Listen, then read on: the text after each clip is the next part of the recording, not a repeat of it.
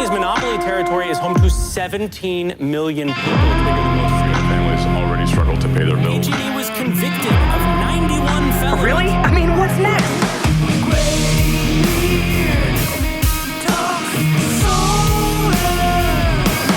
He is SolarWise. Welcome to the Greybeard Talks Solar YouTube channel. Thank you so much for watching our channel, and please like, share, and subscribe if you find the content to be enlightening and especially wise.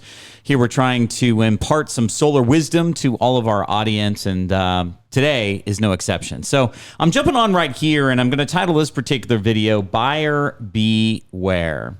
And it's a follow-on video to the last one that we posted about the significant changes that are coming to California and the nation with the big, beautiful bill that's coming from the Trump organization, effectively eliminating the 30% solar income tax credit benefit that you get if you want to own a system. Now, the last video that we talked about, we addressed this at length, and I've actually done a couple of interviews on my radio program with some solar installers and getting their reaction. But what happened is this last week, the version that was passed by the House of Representatives even went further than what we had expected and anticipated. And I had one installer tell me, effectively, this was his quote, it's 1,000 times worse than we expected. And so let me set the stage. Initially, when we first heard the news that the federal income tax credit benefit was going to go away, we thought that that was going to significantly and substantially impact people that wanted to own a system. If you're going to be a cash buyer, certainly it's going to affect you. If you're going to finance a system, certainly it's going to affect you. And for those that aren't aware, solar does enjoy a 30% federal income tax credit, which is a dollar for dollar offset of taxes owed. So to make sure we're all on the same page here, let's imagine that a solar system costs $30,000, okay? Currently, today, in May of 2025, solar enjoys a 30% federal income tax credit. 30% of $30,000 is $9,000. So let's say you write a check for $30,000 to buy solar. You would effectively get $9,000 back at the end of the year when you go to file your taxes for 2025 in the form of either increasing your refund, you'll get more back than you were expecting, or the alternative is lessening the amount that you owe, or some combination of both of those. Maybe you were going to owe $1,000, but now you don't own the $1,000, plus you're going to get back $8,000. So the solar income tax credit, for lack of a better term, is Uncle Sam's ability to chip in money on your behalf to help you own solar. So initially, when the news broke, our expectation and understanding prior to the actual bill passing was that the only thing that was on the table to be eliminated was going to be the 30% federal income tax credit benefit. In other words, we took comfort in the fact that some of the alternative, what we call TPO programs, third-party owned systems, which are leases and power purchase programs, they were going to leave in the tax credit benefit for investors, not homeowners. So the homeowner tax credit was going away, but the investor, if you pool your money together with other investors to put solar on somebody's house that they either lease the system or pay you for the power it generates, you were eligible and able to collect as an investor the 30% federal tax credit because the homeowner doesn't own the system, you do. So our expectation was we were going to see through the end of this year, work with all of the cash and or owned system buyers, and then effectively pivot to the alternative third-party owned programs such as leases and PPAs because they were supposed to be unaffected. Well, you know, life happens when you're busy making other plans. And so what ended up happening is the House did pass a bill that not only eliminated the homeowner tax credit benefit, but also eliminated what will be the investor tax credit benefit anyway, or in addition. So effectively what that means is leases and PPAs are going to go away as well. Now, this is not final yet, but we see where the road is heading. We see where this is going. And what I mean by that is that now the Senate has to pass their version of the bill, and if it's substantially different, let's say the Senate includes or keeps some form of the investor tax credit or changes the homeowner tax credit version to some reduction. Maybe instead of 30, it's 10% or something along those lines.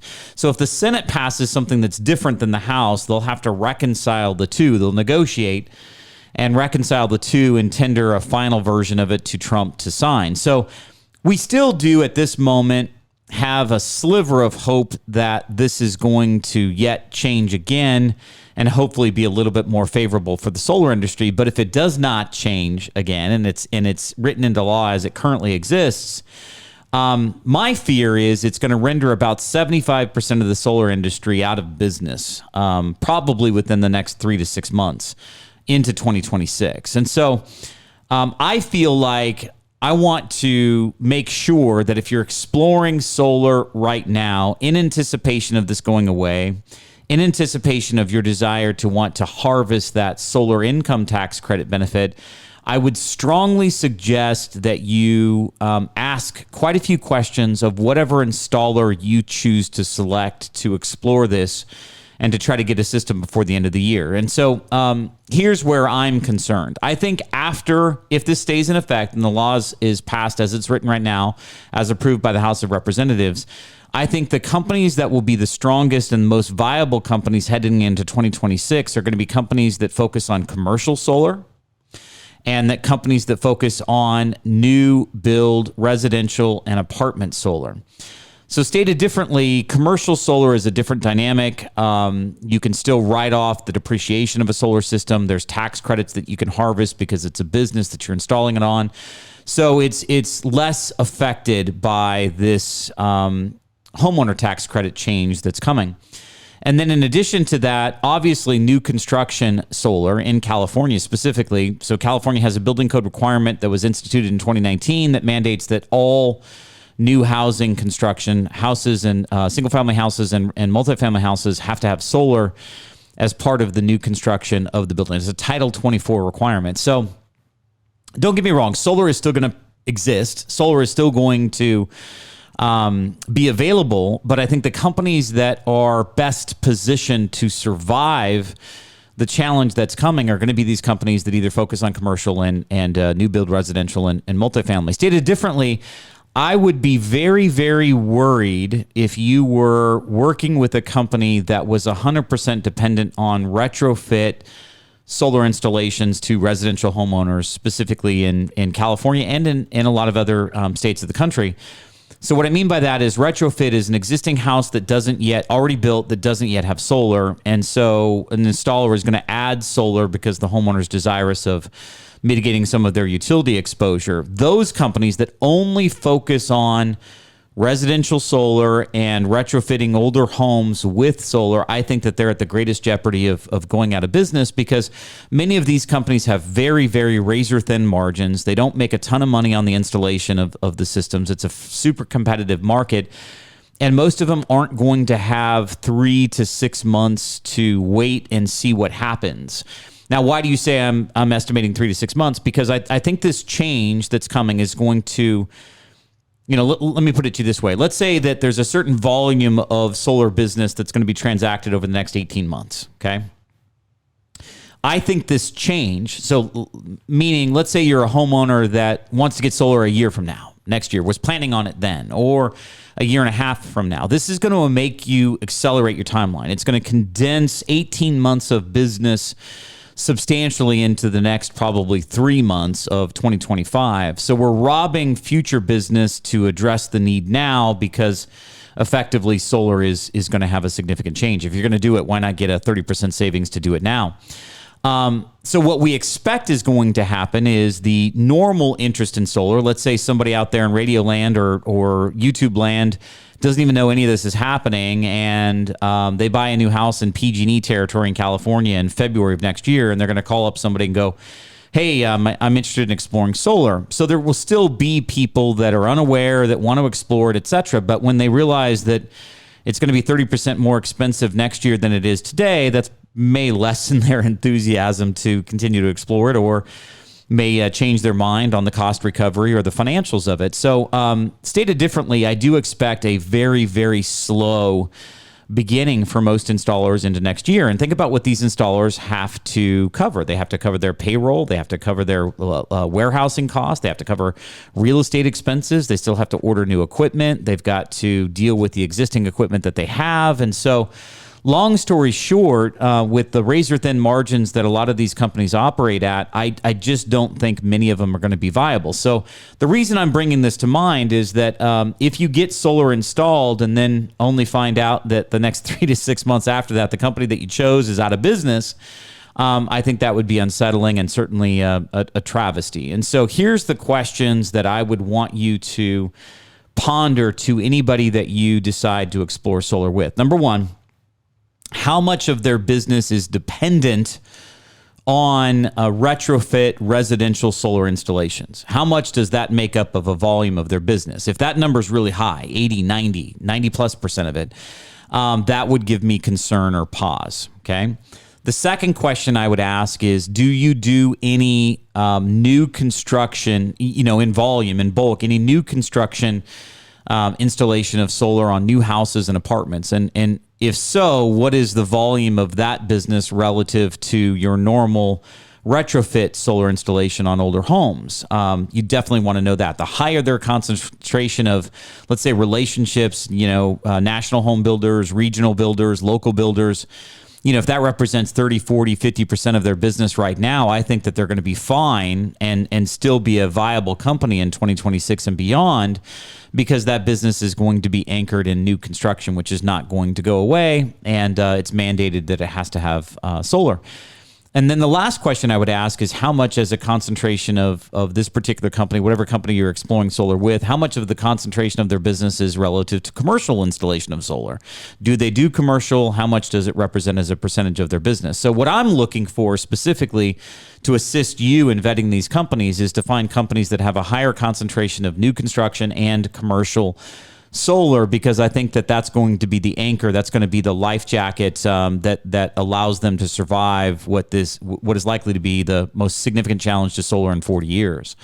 So those are the questions that I would definitely ask if I was a consumer wanting to explore this now. Now, another thing to note, we are definitely expecting there to be a rush of business. I am worried about supply chain disruptions. I'm worried about running out of resources. Most of these solar companies did not, especially with, they ordered a lot of equipment pre-tariff policy. So in other words, the smart guys recognized that Trump was going to use the heavy hand of levying tariffs against other countries, and they ordered as much equipment as they could order prior to that change. But it's difficult to get equipment, and this change, because it happened last week, this 30% reduction in the tax credit, a complete elimination of it, we're expecting normally summertime represents a 2 to 3-fold increase in interest. We're expecting that 2 to 3-fold increase to be increased at least 3-fold. So what's going to happen is a lot of solar installers are going to get a mad rush of business.